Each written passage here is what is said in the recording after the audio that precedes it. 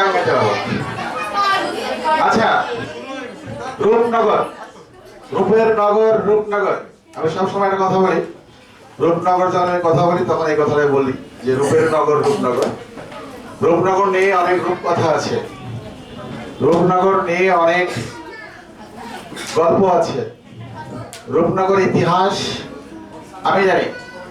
আমার ঢাকায় অবস্থান 43 ইয়ার্স, 43 বছর যাবত আমি ঢাকায় বাস করছি।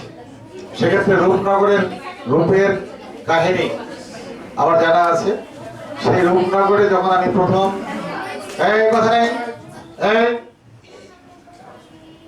প্রথম যখন শাখা দিই সেদিন আমি এই কথাই বলেছিলাম রূপনগর নিয়ে। তো আজকে মেইন ক্যাম্পাসের রূপনগর শাখা থেকে এখানে এসেছে। রূপনগর শাখাটা আমরা সরাসরি এখান থেকে পরিচালনা করি, যেটা করছি আমরা ক্যান্টনমেন্ট শাখা নতুন এবার। সেই রূপনগর থেকে যারা আসে তারা আমাদের মেইন ক্যাম্পাসের একটা অংশ, যদিও সব শাখায় আমাদের অংশ। তো সেই রূপনগর থেকে এই মেইন ক্যাম্পাসে যারা আসে, শুধু আসে না, তারা আমাদের ভালোবাসে। এবং তারা আরেক জায়গায় গিয়ে, যেমন বাংলাদেশে কোনো খেলা হলে আমরা বাংলাদেশ যদি খেলে আমরা বলি স্বাগতিক দেশ, অর্থাৎ এই দেশের খেলোয়াড়রা আরেক দেশের খেলোয়াড়কে স্বাগত জানালো। তেমনি রূপনগর থেকে যারা এখানে এসেছে, আমাদের এখানে অনুষ্ঠান হচ্ছে, সেক্ষেত্রে আমরা স্বাগতিক শাখা বা স্বাগতিক আমরা এই ক্যাম্পাস যারা এসেছে তারা মেহমান। কারা কারা এসেছে তো দাঁড়াও। রূপনগর থেকে কয়জন আসছো? রূপনগর থেকে 5 জন। 4 জনের তালিকা ছিল না? তালিকা ছিল 4 জনের, আমি পেয়েছি 5 জন। তোমরা 5 জনের গান গাবে না কেউ দর্শক হিসেবে আসছো? 5 জনের গান গাবে? প্রতিযোগী যারা গান গাবে 3 জন। আচ্ছা, তার মধ্যে আপনি ড্রামে পড়ছেন, আপনি কি এটা বাজাবেন?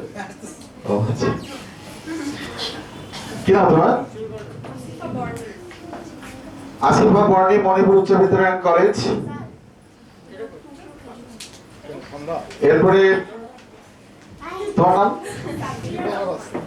সাফিয়া রহমান, মণিপুর উচ্চ বিদ্যালয়। তুমি? সারা ইসলাম, মণিপুর উচ্চ। 3 জন আসছো, তাই তো? আমি ফাঁকে ফাঁকে তোমাদের দিয়ে দেবো, ঠিক আছে? ও, তুমি আসছো? কি নাম তোমার? নূরের আসাদ, নূরের আসাদ সম্রাট। ওয়া, সবাইকে স্বাগত। আমি ডাক করি, বস।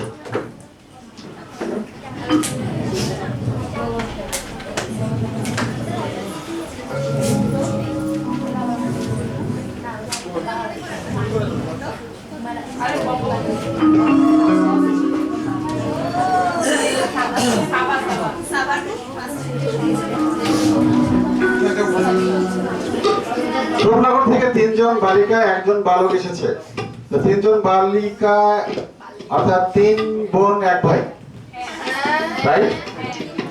তাহলে সেই ভাইটাকে আগে ডাকি।